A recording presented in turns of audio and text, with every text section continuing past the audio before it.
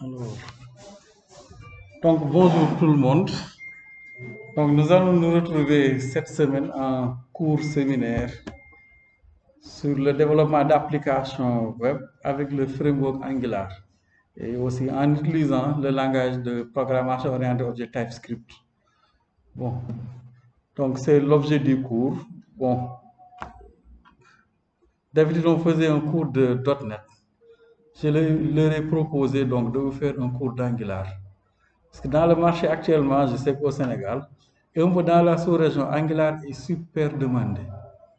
Donc tout ce qui est framework JavaScript est largement demandé dans le marché par rapport aux autres technologies comme .NET, Jakarta, etc.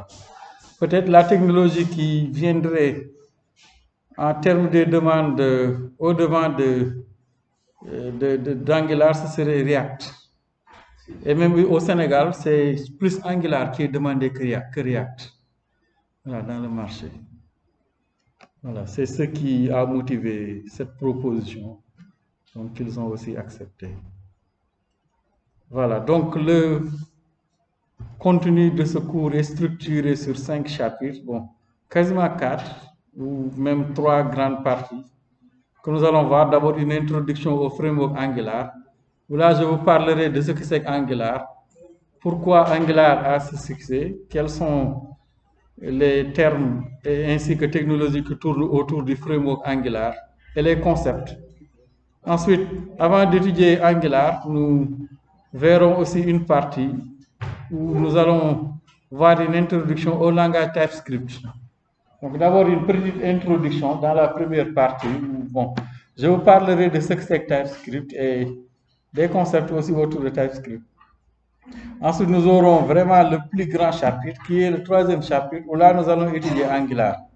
Comment est-ce qu'on construit les interfaces, comment mettre des interactions, comment mettre le code métier, comment utiliser les services, les web services, etc. Avant de voir la dernière partie qui concerne surtout le cloud, comment héberger des données dans Firebase et comment aussi déployer votre application dans Firebase Hosting. Voilà, de ce fait, on verra toute la partie qui permettra de développer l'application et de l'héberger pour que ça soit accessible à partir de Firebase Hosting. Donc, c'est ce que nous devrions en principe faire d'ici vendredi. Donc, vaste programme que nous allons essayer de voir, Inch'Allah. Donc, le cours porte sur le développement d'applications web, donc front-end. Nous verrons tout à l'heure parce qu'actuellement, dans le monde du développement, on n'a que 3 catégories d'applications. Il y a ce qu'on appelle les applications front-end, il y a les applications back-end et full stack, même en termes de profil. Donc, ou bien quand on regarde en termes de structuration, il y a la partie back-end, il y a la partie front-end et la partie full stack. Et même en termes de développement, on dit que je suis développeur back-end, ou bien je suis développeur front-end, ou je suis développeur full stack. Même les technologies aussi de développement, ce sont des technos classés en back-end, front-end et full stack. Et justement, Angular est un framework front-end. Donc, nous verrons aussi ce concept tout à l'heure. Donc, le cours aussi est inspiré de la bibliographie et de plusieurs autres cours que vous retrouverez dans le web. Donc, il y a surtout la documentation officielle de TypeScript et de Angular. Donc, les 2 premiers liens. Ensuite, il y a d'autres cours de d'autres collègues. Donc, que j'ai réutilisé aussi dans la documentation et qui ont aussi inspiré le contenu. Voilà, et d'autres tutoriaux que vous pourrez toujours retrouver sur Open Classroom, sur YouTube. Bon, juste en tapant sur Google Angular ou bien TypeScript.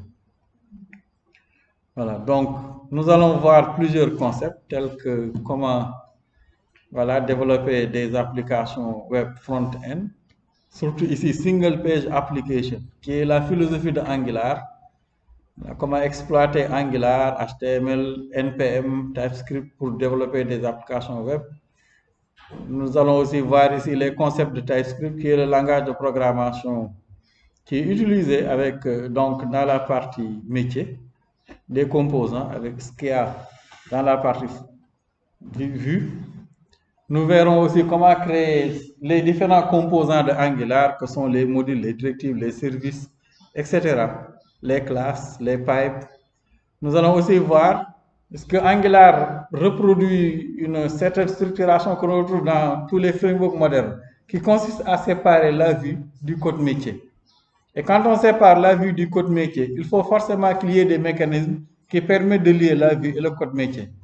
C'est ce qui fait que quand vous cliquez sur un bouton, que vous avez une réaction. Quand vous saisissez des données, que les données puissent être récupérées sans pour autant que l'on envoie à nouveau une requête qui va vers le serveur, contrairement au PHP ou d'autres. Ce qui fait aussi le succès de Angular. Ensuite, nous verrons aussi comment lier aussi les interfaces utilisateurs avec des données hébergées dans la base de données. Et en l'occurrence ici, Firebase. Et ensuite, comment déployer les applications dans Firebase Hosting. Donc, pour les apprentissages, vous devriez me rendre un projet.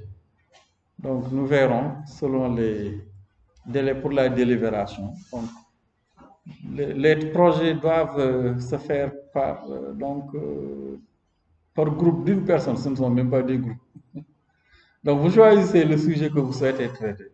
Là, je vous laisse libre le choix de voir qu'est-ce que vous souhaitez développer. Mais l'essentiel est d'avoir une application web avec une base de données Firebase et de l'héberger dans le cloud, Firebase Hosting. Mais après, pour le thème, vous regardez application de paiement des bourses, application pour des voyages, je ne sais pas, application pour... Oui. On va pas utiliser Node. Node. Si, nous allons utiliser Node, mais pas... Bon, c'est juste un outil qui sera là, mais nous n'allons pas utiliser Node. Bon, nous allons l'utiliser, mais pas faire du Node. Parce que des fois, il y a des cours spécifiquement que sur Node. Mais là, bon, nous allons simplement l'installer parce que ça va nous servir. Ensuite, donc, je pense que, bon, comme l'exige l'administration, il y aura une évaluation avec des questions de cours. Donc, je vais laisser le sujet, Inch'Allah. Donc, pour les prérequis, vous avez seulement besoin ici d'avoir des notions en programmation orientée objet, bon, vous l'avez, et aussi en HTML, même si je ne l'ai pas, je l'ai sauté. Je pense que ce sont des prérequis que vous avez tous en l'occurrence.